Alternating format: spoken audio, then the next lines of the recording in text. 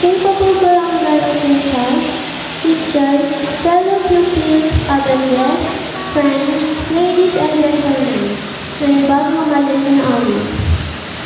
The theme of the school year 2025-2026 Filipino graduates prepared to lead with competence and character. Underscore that alongside competence, Filipino graduates are nurtured to become morally upright, compassionate, and service-oriented individuals who can lead with integrity and contribute positively to their communities and nation.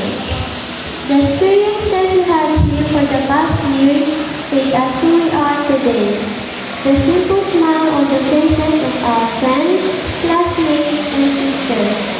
Those crazy challenging and serious classroom scenes made our leading up to school participation in different activities. And the sudden happy days we had made our graduation to go out and military school training program. Fellow graduates, we are now completed our elementary days. Amok ako sa kanya na palaos diagsak kayo kay Marina itang daw.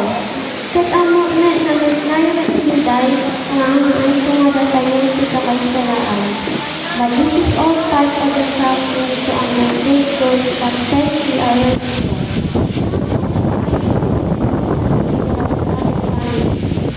To our teachers, thank you so much for the tireless become not just the best in all learning areas, but also to become the best person we can be. Magyamang kami nunay ay nagaling ang mga sorti ayan ka naman sa kabahan. To our dear parents and guardians, thank you also for the love and sacrifice.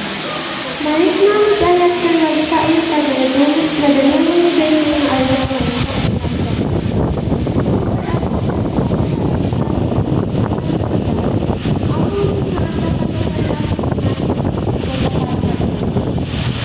To our dear alma mater, we will say that we shall always care and believe in the up expectation and aspiration.